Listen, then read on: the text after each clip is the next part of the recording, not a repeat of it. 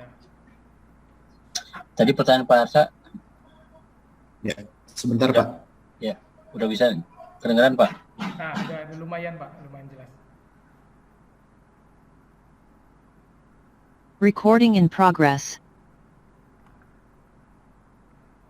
Oke, kalau sekarang terdengar jelas kah? Cukup jelas Pak. Oke. Kalau disederhanakan, jadi ketika mengajar Pak Zulham pakai model apa Pak?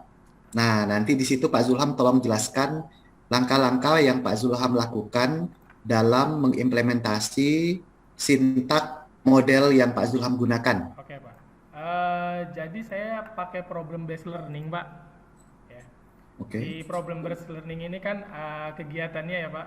Kegiatannya dari mulai mengorientasi peserta didik pada masalah, kalau menurut strukturnya Pak, rangkanya, kemudian mengorganisasikan peserta didik untuk belajar, tahap 3 membimbing penyelidikan individu, tahap 4 mengembangkan dan menyajikan hasil karya, tahap 5 itu menganalisis dan mengevaluasi proses pemecahan masalah Pak. Itu untuk kegiatan intinya Pak.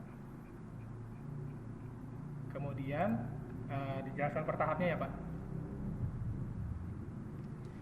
Dijelaskan per tahapnya itu kalau dari tahap orientasi, ya orientasi peserta didik pada masalah. Jadi guru itu menayangkan slide Mbak, guru menayangkan slide. Recording stopped. Berhenti Pak merekodnya ya.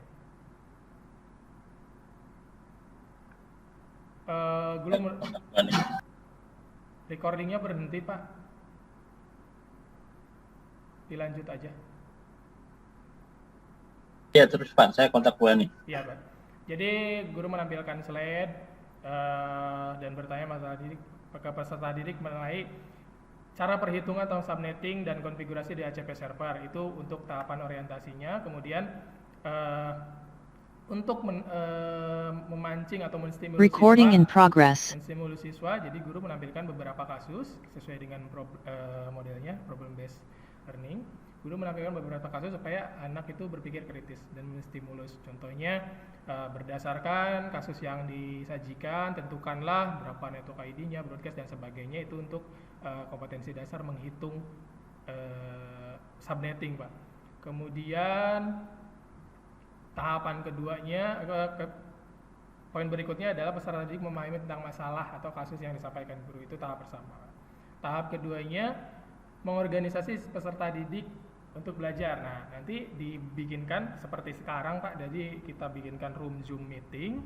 Jadi dibagi 5 orang, misalkan per kelompok, di breakout room.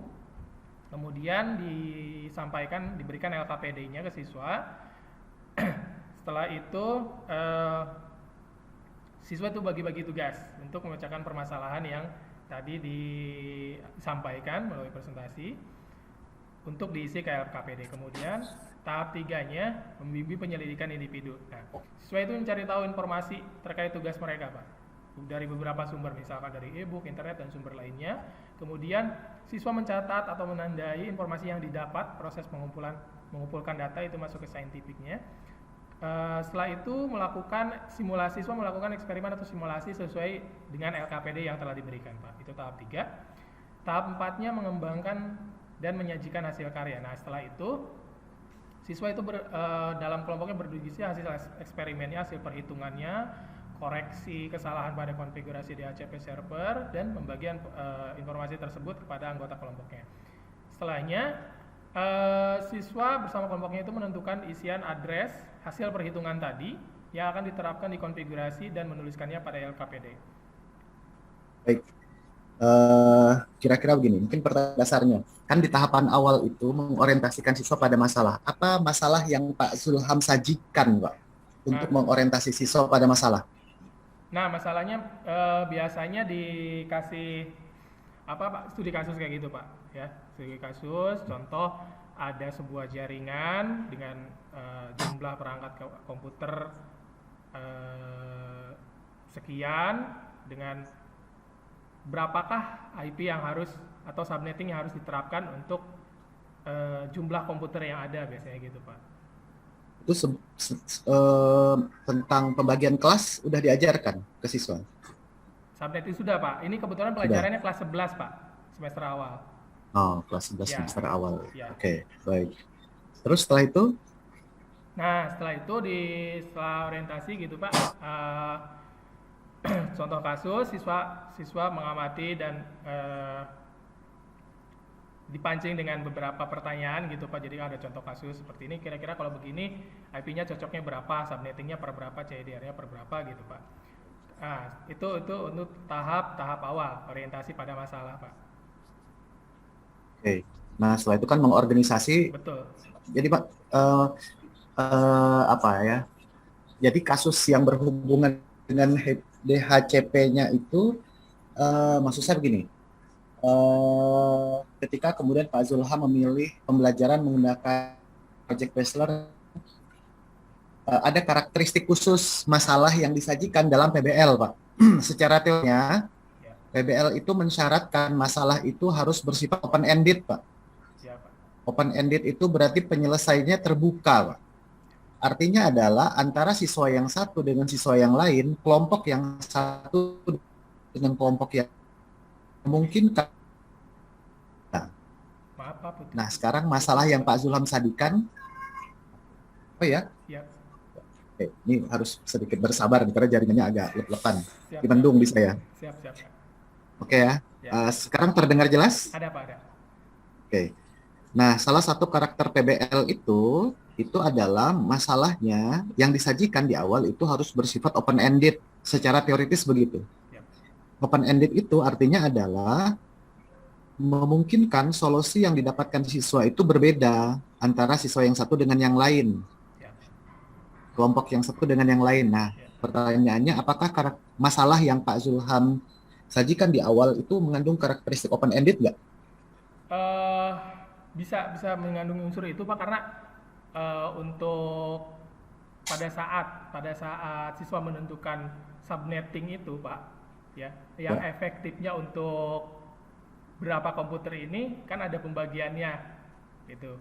Ini untuk per sekian, per 24 misalkan untuk berapa ratus komputer, mungkin akan berbeda ya Pak, akan berbeda antara kelompok satu dengan kelompok lainnya, antara menentukan itunya Pak, menentukan ini per berapanya gitu.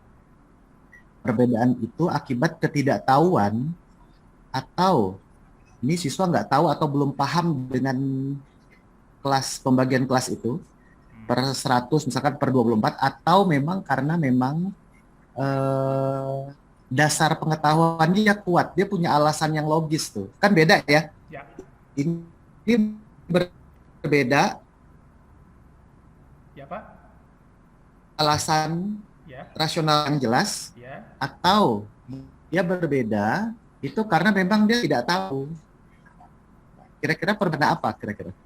Biasanya itu hal yang berbeda Pak. Iya betul Pak. Biasanya alasannya pertama anak nggak tahu Pak.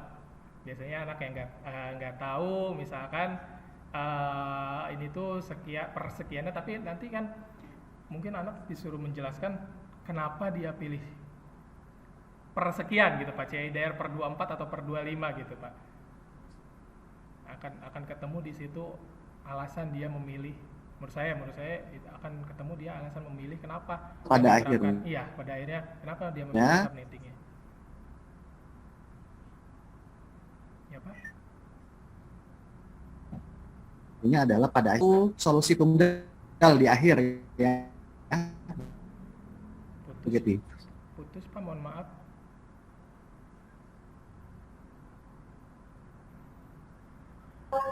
Ya. Ya Pak. Pak Zulham, sambil menunggu Pak saya bertanya. Pak Zulham kan mengajar jaringan ya? Betul Pak. Nah, menurut survei dari mahasiswa saya, mata pelajaran jaringan itu salah satu mata pelajaran yang sulit, betul nggak? Betul Pak. Nah, sekarang pertanyaannya, gimana nih Pak Zulham mengatasi permasalahan itu? Pastinya Pak, pada saat PPG ini dijelaskan pada saat membuat rancangan pembelajaran Pak. Jadi dengan beberapa pendekatan ya Pak, beberapa model, mungkin lebih ke penyampaian dan materi yang akan disajikannya itu dibuat semenarik mungkin Pak, seinovatif mungkin agar eh, pemahaman siswa itu bisa lebih baik.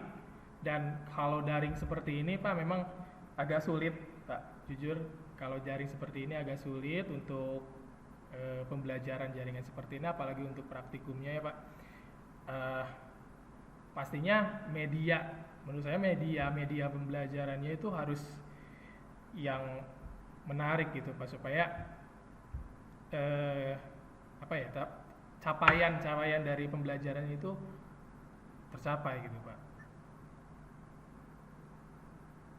Ya, silakan Pak, sudah coba dicek lagi Pak. Ya, maaf, keluar masuk terus. Siap.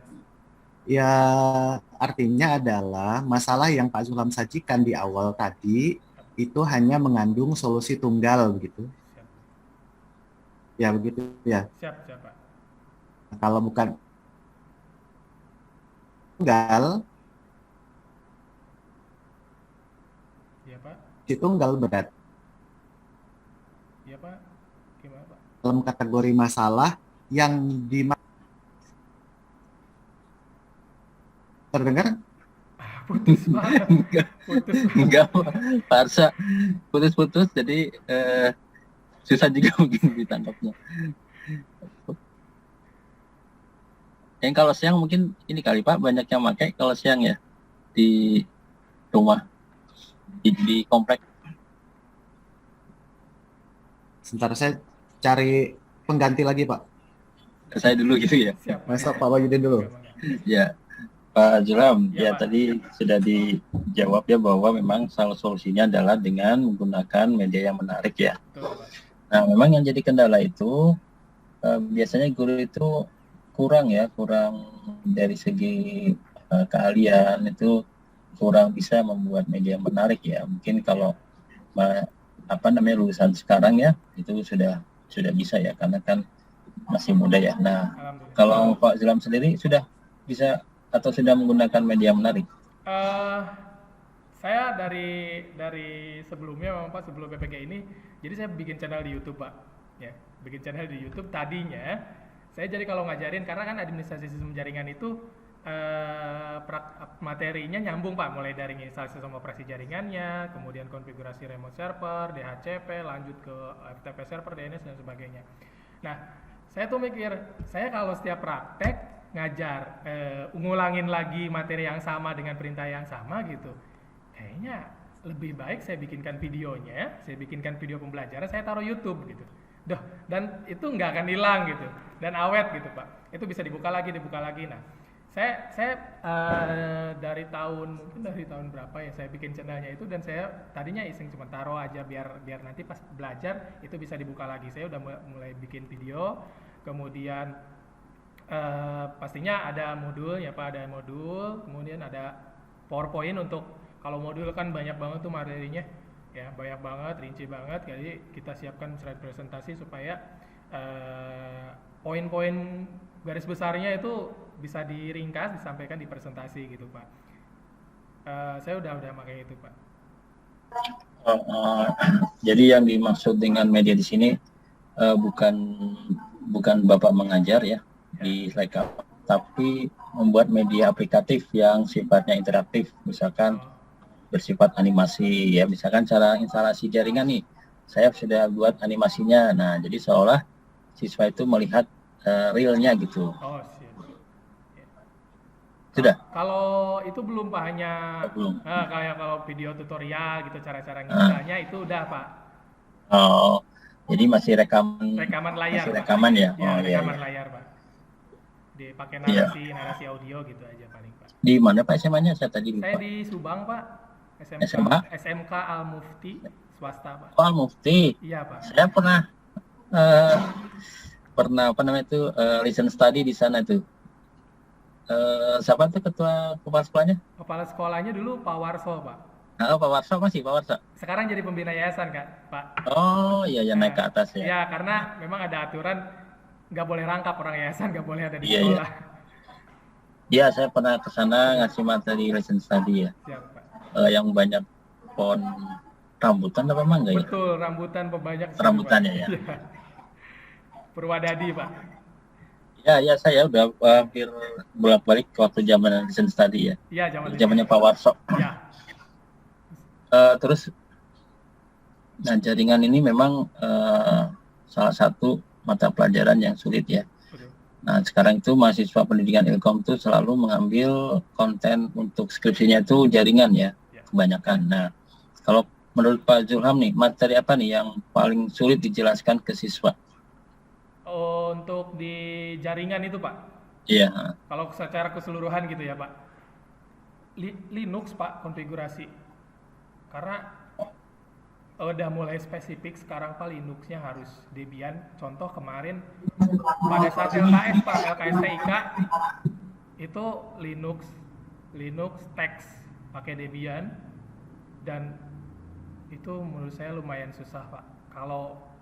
Kalau mungkin kalau jaringan yang pakai mikrotik gitu kan itu ada banyak tutorialnya dan bisa GUI gitu. Kalau yang ini, Pak, Linux menurut saya keterampilan mengetiknya gitu, Pak, kayak ngoding aja gitu, jangan salah perintah dan sebagainya.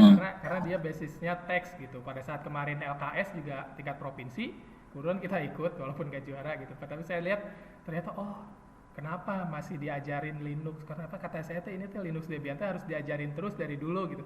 Ternyata pada saat LKS IT support itu servernya harus pakai Linux Debian dan harus berbasis teks gitu, Pak. Nggak boleh GUI gitu. Mungkin anggapannya kalau GUI tinggal klik doang, nggak tahu alurnya, prosesnya gitu, Pak. Kalau teks anak jadi sebelum ini perintahnya gini biar gini gitu, Pak. Saya nggak ngerti juga kenapa masih itu dipakai gitu, Pak. Menurut saya sih itu, Pak, yang agak susah. Materi instalasi jaringannya ya? Iya, khususnya pelajaran saya, Pak, administrasi sistem jaringan. Karena sampai tahap akhirnya itu ada sampai membuat TVS, Pak, monitoring, pakai MRTG, bikin mail server, bikin multimedia streaming server gitu, Pak. Itu tahapannya, prosesnya atau langkahnya itu panjang banget gitu, Pak. Anak itu biasanya kesusahan di situ. Kalau mungkin pelajarannya kayak pengkabelan gitu, Pak, itu mungkin masih medium lah tingkat kesulitannya. Kalau walaupun sekarang memang sudah ada fiber optik, Pak, sudah masuk kurikulumnya harus fiber optik sekarang di SMK. Tapi menurut saya materi ini yang agak sulit, soalnya sampai kelas 3, Pak. Ini Bapak tahunya sulit dari mana nih? Dari bukan ukuran Bapak kan? Ya, dari pada saat evaluasi biasanya, Pak. Ya. Evaluasi pas praktikum gitu. Anak untuk mengingat langkah-langkah konfigurasinya itu karena mungkin terlalu panjang dan harus teks diketikkan, mungkin anak kesulitan juga, Pak. Apalagi kalau materinya udah KD terakhir itu, Pak. Gitu. Karena paralel kan dari kita kan kalau mau bikin misalkan bikin DNS server harus setting IP-nya dulu. Kita bikin web server, bikin DNS-nya dulu, bikin IP-nya dulu gitu, Pak. Jadi runtut. Jadi materi paling terakhir itu istilahnya menyeret semua materi di awal sampai terakhir gitu, Pak. Itu susah-susahnya gitu, Pak. Ya, sekarang kalau kita tahu bahwa materi itu sulit ya, kemudian siswa juga merasa bosan ya, merasa boring gitu. Ya. Solusinya gimana nih, Pak, mengatasi seperti itu? Kalau pas pembelajaran gitu ya, pas sulit ini. Kalau pas pembelajaran biasanya ada sedikit istilahnya ice breaking gitu, Pak, biar enggak konsennya gitu, Pak. Konsennya terfokus lagi. Udah pasti salah satunya media pembelajaran yang saya sajikan itu pastinya harus mengandung unsur itu, Pak, supaya anak itu mulai, jadi 15 menit awal, apalagi kalau daring ya, Pak, 15 menit awal tuh masih fresh, setelah 15 menit drop gitu, Pak. Mungkin ice breaking dulu atau mungkin ada penyegaran dulu supaya fokusnya balik lagi, kita lanjut lagi gitu, Pak, biasanya. Ya memang jaringan ini kalau dibuat daring itu memang rada susah ya. Ya, betul. Jangankan daring, yang luring juga sepertinya susah ditangkap. Betul, ya. Betul. Nah itu ketika mengajar Bapak menggunakan model pembelajaran yang sama terus atau berganti-ganti? Kadang problem Pak kalau misalkan kadang-kadang problem based learning, kadang project based learning. Biasanya kalau udah mulai akhir-akhir itu udah project Pak. Karena kan dasar-dasarnya dia kayak nyeting IP, mungkin bikin DHCP, bikin DNS dia udah bisa. Nanti udah sampai di akhir misalkan buat projectnya itu membuat sebuah web server gitu Pak, atau file server atau mail server kayak gitu Pak projectnya. Biasanya itu. Kemudian kalau mengatasi siswa yang tidak seragam kemampuannya nih ya, jadi dalam satu kelas ini ada yang kemampuannya tinggi, ada yang daya tangkapnya kurang, itu bagaimana Bapak membuat supaya capaian pembelajarannya itu memenuhi? Ya, udah pasti Pak, setelah pembelajaran biasanya kan ada evaluasi tuh. Nah dari hasil evaluasi itu kan kelihatan nih siswa mana yang tertinggal, atau siswa mana yang sudah mencapai KKM, atau siswa mana yang bisa melanjutkan ke materi berikutnya. Nah biasanya kalau misalkan yang lulusnya gitu ya, yang lulus itu bisa diberikan pengayaan untuk materi berikutnya. Nah yang belum itu kita bisa masukkan ke remedial Pak. Itu setelah hasil evaluasi itu dikoreksi dan keluar, itu kan bisa kelihatan mana yang tertinggal, mana yang sudah melalui gitu, sudah lulus. Kalau sudah lulus kita kasih pengayaan untuk materi berikutnya. Kalau yang belum kita remedialkan Pak. Itu waktunya di luar jam? Kalau pengayaan remedial biasanya di luar jam Pak. Jadi ada jam tambahan biasanya ekstra. Enggak mengambil waktu Bapak? Ya mengambil waktu sih Pak, tapi ya gimana, sudah kontrak gitu Pak. Ya mudah-mudahan ini bisa dilaksanakan secara konsisten Pak ya. Amin. Apalagi nanti setelah sertifikasi ya, memang sebagai guru itu berat sekali ya, dengan honor yang tidak seberapa, tapi tanggung jawabnya berat ya, karena kita harus menyampaikan materi yang betul-betul diterima oleh siswa ya, walaupun sulit untuk semuanya, setidaknya sebagian besar itu paham ya. Iya betul Pak. Jadi kira-kira berapa persen Pak yang paham dan yang tidak paham itu pernah diukur perbandingannya?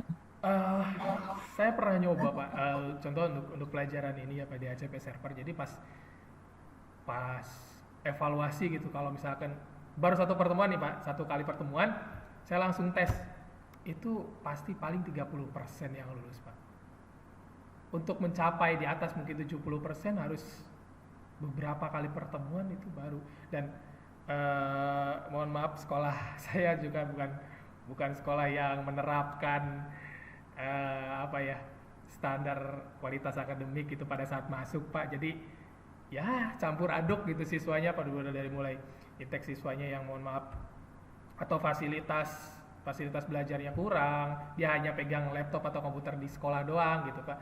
Dan itu menjadi kendala juga. Jadi satu kelas itu nggak sama sekali tidak rata. Mungkin paling yang menonjolnya karena memang dia ekonominya cukup atau fasilitas di rumah ada, paling 30% Pak.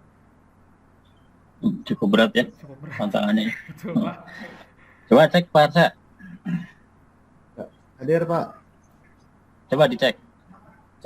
Cek. Ada Pak. Aduh, ya Insya Allah. Siap. Ya sedikit menyimak tadi apa diskusi dari Pak Zulham dan juga Pak Wahyudin sih. Siap. Jadi nanti ya memang kemudian saya ingin mengulang kembali pertanyaan yang tadi itu. Saya sampai lupa tadi itu. Saya nanyain apa tadi dengan Pak Zulham. Organisasi Pak kalau nggak salah. Nah, artinya adalah, jadi kan sebenarnya PBL itu dia sintaknya saling terkait Pak. Oh iya, siap Pak. Artinya adalah kalau dulu misalkan begini Pak, pernah nggak Pak Zulham dulu pas SMP ya, ini pengalaman pribadi Pak, Siap. pernah nggak disuruh oleh guru SMP itu bawa kacang hijau sama kapas ke sekolah? Belum. Atau anak Pak Zulham barangkali? Belum pernah Pak. Nah, kalau anak saya yang PAUD pernah tuh Pak, bukan kacang itu Pak, kayak kacang merah. bukan, kayak dia nanti bikin kerajinan di sekolahnya, Oh, kulit ini telur enggak. gitu. Ini enggak. Jadi beberapa kali saya tanya ke guru-guru relatif hampir mendapatkan praktik yang sama. Jadi disuruh bawa kacang hijau atau kacang merah ke sekolah, kemudian bawa kapas basah, Pak. Nah, kemudian nanti di kapas basah itu kacang hijau itu ditaburkan. Nanti ada 2 pot pakai bekas kaleng, bekas gelas aqua gitu. Yang satu ditaruh di luar kelas biar terpapar matahari, yang satunya disimpan di dalam kelas yang tidak kena cahaya matahari langsung begitu. Nah, setelah itu kemudian disuruh mengamati. Pernah nggak? Belum pernah, Pak? Dapat yang begitu, Pak? Belum pernah ya? Masya Allah. Saya di MTS pesantren waktu itu. Oh iya. Boleh jadi. Ini materi IPA, Pak. IPA SMP umum biasanya. Enggak, Pak. Belum pernah. Nah, yang menarik di situ adalah kemudian si guru itu setelah seminggu ya, maka bisa diprediksi setelah 1 minggu itu muncul batang kecambah, Pak. Oh iya, Pak. Ya, Pak ya. Ada fakta yang menarik, ternyata batang kecambah dari kecambah yang tumbuh di dalam ruang kelas itu lebih tinggi, Pak, dibandingkan dengan batang kecambah yang tumbuh di luar kelas, Pak, yang langsung kena cahaya matahari. Nah, kemudian si guru akan bertanya, Pak, dulu guru saya tanya gini, loh kok bisa begitu ya? Nah, terus kita tuh mikir, Pak, oh jangan-jangan cahaya matahari itu menghambat pertumbuhan batang. Itu dugaan teman-teman. Muncul banyak, oh ini kapasnya nih nggak benar nih, oh ini terlalu basah. Nah, sehingga sebenarnya kalau Pak Zulham pernah mengalami itu, sayangnya nggak pernah ya. Itu adalah contoh yang paling menarik tentang sebuah masalah yang berbasis pada problem based learning. Jadi kenapa posisi masalah itu disimpan di awal? Agar siswa bisa menyelesaikannya dengan pengetahuan yang dia punya. Apapun bentuknya. Tapi dia punya argumentasi logis gitu. Dan tidak harus benar juga gitu. Permasalahan itu tidak harus benar gitu. Nah, sehingga nanti kemudian siswa itu kenapa kemudian mengorganisasi, kan berarti mengorganisasi itu dia mengumpulkan dalil yang kuat, Pak, untuk mendukung pendapat dia. Makanya kemudian siswa tahapan yang kedua tuh diorganisasikan kan gitu.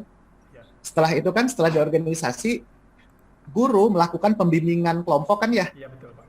Nah, pertanyaannya kan berarti otomatis ada sesuatu yang dilakukan berarti di situ.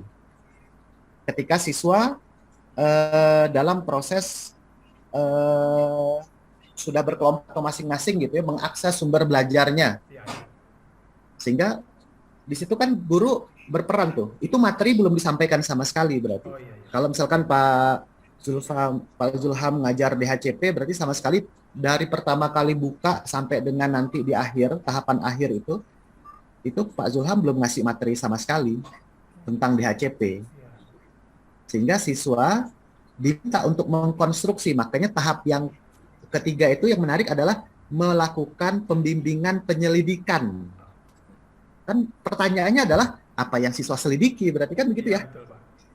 Nah, berarti penyelidikan itu didasarkan pada permasalahan yang di awal tadi, Pak.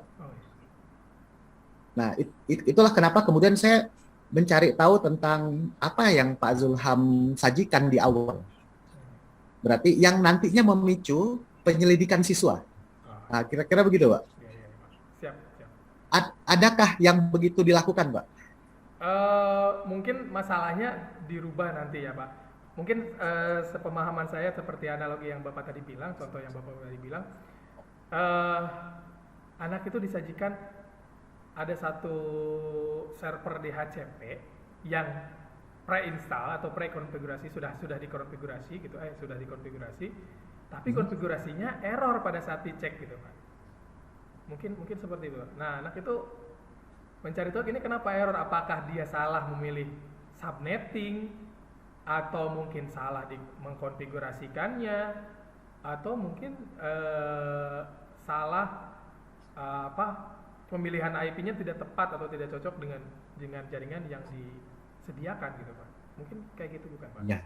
Nah, itu bisa bahkan lebih jauh dari itu dengan problem yang sama.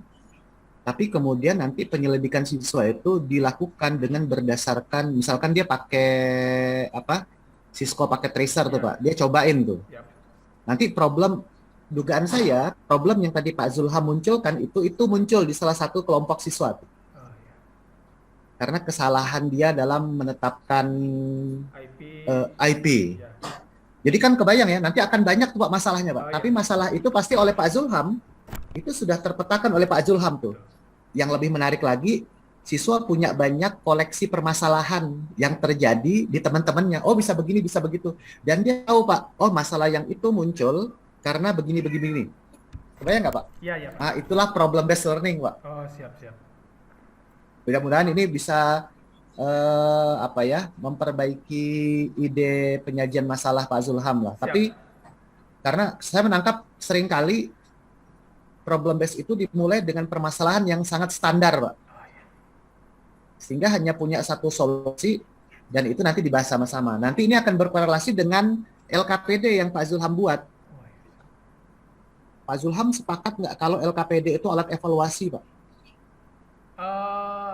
Kalau dari materi kegiatan sebelumnya, LKPD itu bukan bukan alat evaluasi Pak, hanya guidance gitu atau pemandu anak pada saat praktikum supaya indikatornya itu tercapai gitu. Itu mohon maaf kalau ada yang keliru Pak. Ya enggak apa-apa. Ini kan namanya juga uji komprehensif. Iya, Ini iya. menguji sejauh mana Pak Zulham memahami. Nah, Kalau itu guidance untuk mencapai indikator,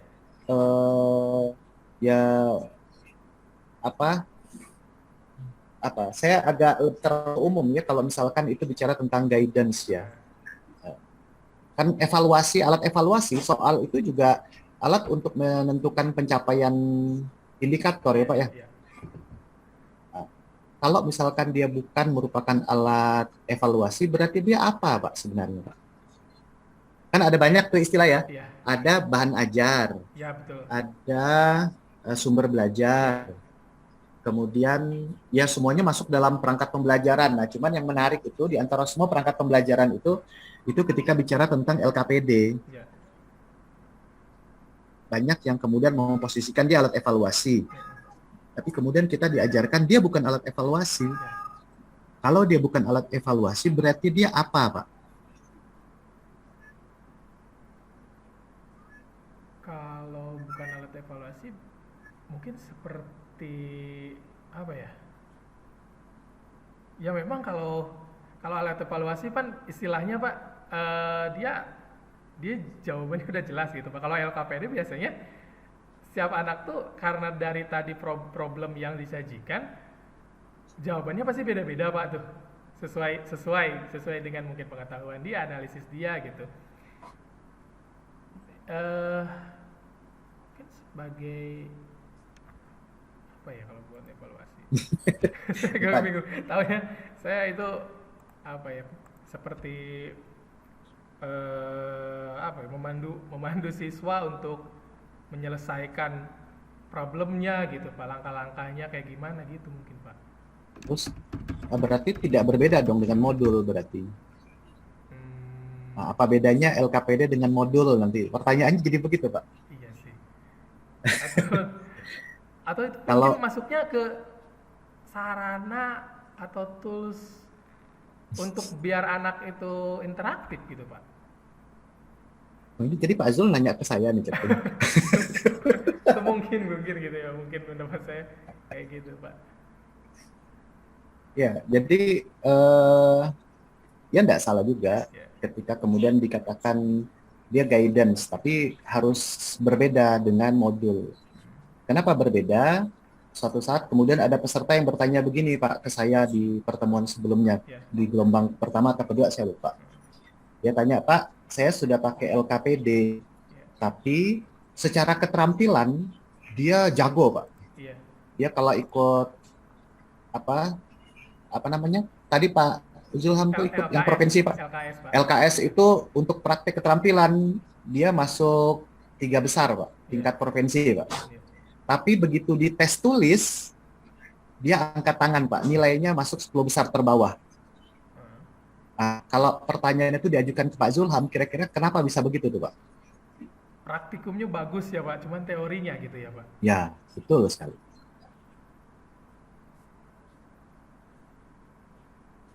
Masalah ini dihadapi Pak Zulham juga nggak? Ada sih Pak, anak yang Ada kayak gitu siswa Pak. yang jago di keterampilan, tapi begitu teorinya dia angkat tangan dia. Ada sih Pak, Kenapa ya Pak bisa kadang-kadang begitu Pak? ya kadang ada Pak yang begitu Pak.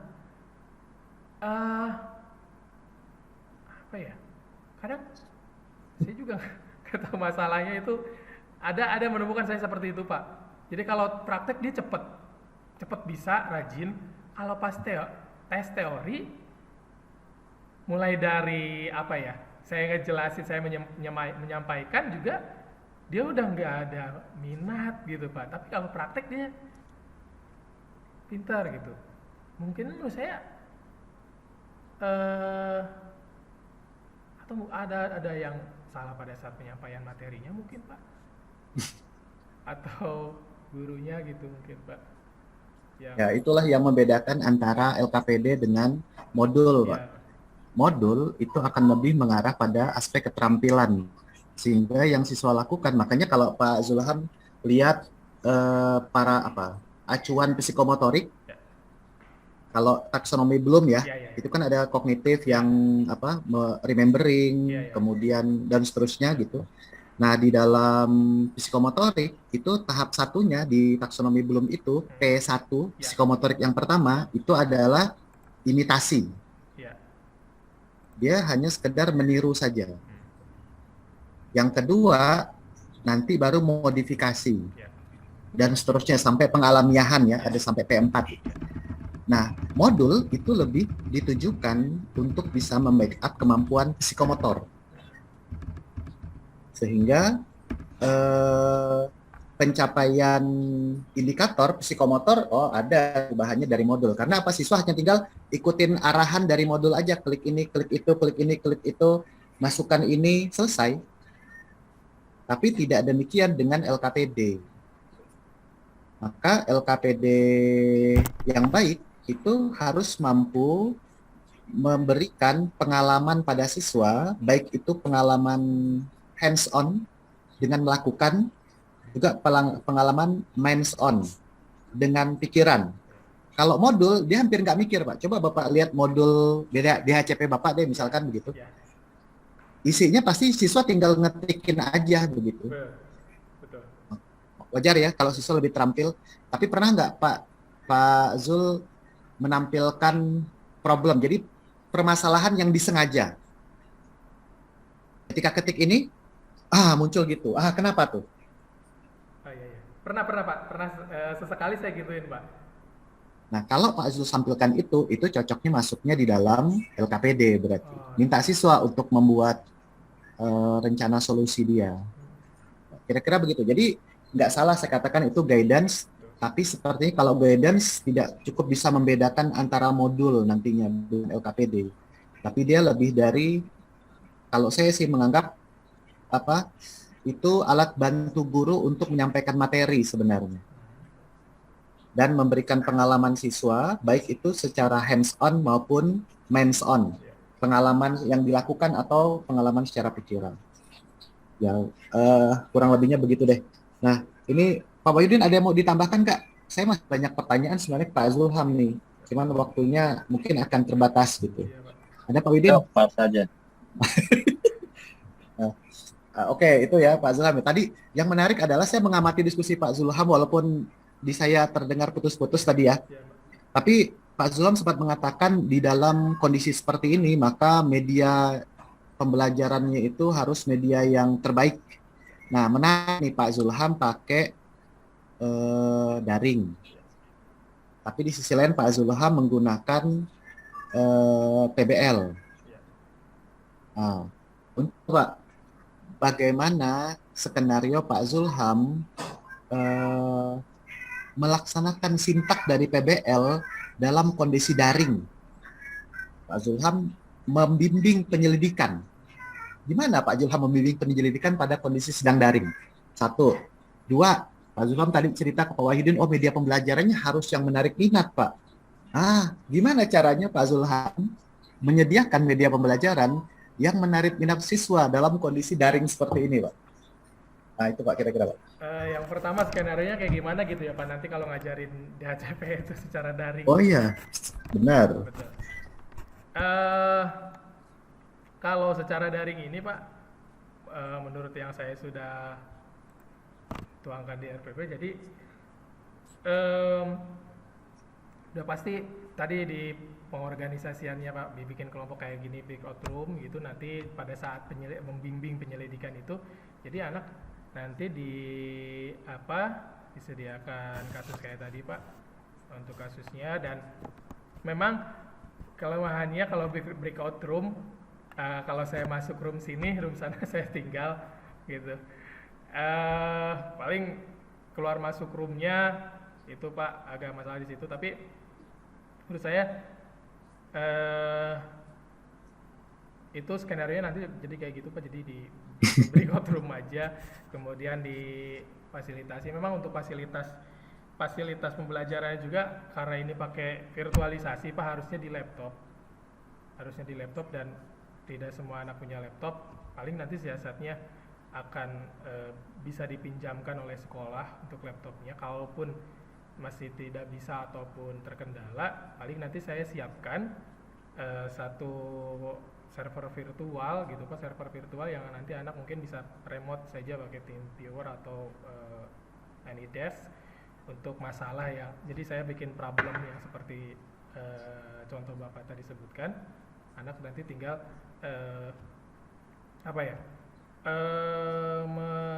memperbaiki masalah atau mengamati masalahnya supaya mencari solusinya kayak gimana dan menuangkannya ke LKPD. Itu kalau menurut saya skenario-nya kayak gitu Pak nanti. Terus tadi pertanyaan nomor 2 teh apa ya Pak? Media ya? Media. Media. Biar menarik gitu ya Pak. Ya. Ya biar menarik udah pasti media yang saya sampaikan. Contoh kalau PowerPoint-nya ya Pak. PowerPoint-nya yang interaktif gitu Pak, yang interaktif. Nanti di sela-sela per 10 atau 15 menit ada ice breaking dulu supaya fokus anak di materi atau di layar itu tergugah lagi. Terus nanti kalau evaluasinya gitu Pak bisa mungkin pakai Kahoot ya, pakai Kahoot atau Quizy supaya anak itu beda ya interaktifnya. Kalau kuis seperti itu menurut saya lebih menarik gitu Pak medianya. Oke, baik. Ya, jawaban nomor 2 cukup bisa dibayangkan. Nomor 1 yang saya belum kebayang Pak sebenarnya Pak. Ya memang harapan saya sih luring gitu Pak. Ya. Ya. Nggak ada masalah kalau skenario PBL itu dilakukan secara luring. Ya. Untuk jaringan ya. Iya betul Pak. Terfasilitasi dengan sangat baik di setiap siswanya. Ya. Tapi ketika daring, maka nanti itu akan menciptakan pengalaman yang berbeda di setiap siswa. Mereka yang pakai laptop pastinya akan berbeda dengan mereka yang nggak punya laptop, pakai HP doang. Ya, betul Pak. Nah, ya gitu. Karena kan biar bagaimanapun otomatis pengalaman setiap siswa berbeda, sehingga ketika Pak Zulham melakukan evaluasi akhir pakai Kahoot atau apapun, Pak Zulham pun sudah tahu siapa yang nggak bisa. Nggak usah dikahootkan aja, udah langsung ketahuan anak ini pasti nggak bisa. Ya. Karena fasilitas. Kalau dia bisa, justru Pak Zulham harus merasa aneh. Betul Pak. Nah itu perlu difikirkan nanti Ya, untuk DHCP server. Siap. Oke, baik itu saja Pak Yudin dari saya. Ya. Pak Yudin. Ya, benar ya. Pak Zulham, ini kita kan dikasih waktu 50 menit ya. Ya, siap. Ujian kompetensi, ujian, ya benar ya. Uji komprehensif Pak. Komprehensif. Uji komprehensif ini sebenarnya kan hanya menguji secara umum ya. Siap. Nah, yang paling penting itu nanti ada uji pengetahuan ya, di mana Pak Zulham tidak hanya harus menguasai pelajaran yang sering disampaikan ya, tapi juga semua pelajaran yang ada di modul di LMS ya. Nah, artinya Pak Zulham jangan fokus ke jaringan saja, tapi sekali waktu belajar multimedia, RPL ya, untuk bisa menjawab ujian pengetahuan, dan itu yang paling sulit di antara ujian-ujian di PPG ya. Baik Pak Zulham, sepertinya waktu juga sudah 5 menit ya. Sudah belum? Kalau saya sih di sini 44 menitan Pak.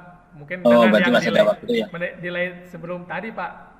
Bukan dari pas mulai pertama, tadi setelah Pak Harsa mulai membaik gitunya. Sudah Pak, kita tadi mulai jam 13:20 Pak. Ya Pak. Sekarang sudah jam 14:11. Berarti sudah 50 menit, Pak. Ya, baik Pak Zulham, terima kasih atas kehadirannya ya. Semoga lancar untuk kedepannya ya, terutama ujian pengetahuan. Siap, Pak. Dan saya sebenarnya tidak mengajar di angkatan ini ya. Oh iya, Pak. Jadi saya tidak tahu persis nih, Pak Zulham, tapi kalau dari jawabannya sepertinya ini memang layak jadi guru bersertifikasi. Amin, Pak, amin. Saya rencana pembelajarannya sama Pak Lala dan Bu Anto, Pak. Iya. Pak Zulham, baik, terima kasih. Salam buat Pak Warso ya, Siap. mudah-mudahan masih ingat. Siap, Pak, Ya, siap. Terima kasih, Pak. Assalamualaikum. Ya, silakan pamit dari ruang ini. Terima kasih Pak Wahyudin, Pak Harsa untuk sesi hari ini. Banyak sekali yang saya dapatkan. Terima kasih juga bimbingannya. Saya akhiri. Wassalamualaikum warahmatullahi wabarakatuh. Waalaikumsalam warahmatullahi Izin wabarakatuh. live room ya, Pak. Ya, silakan, Pak.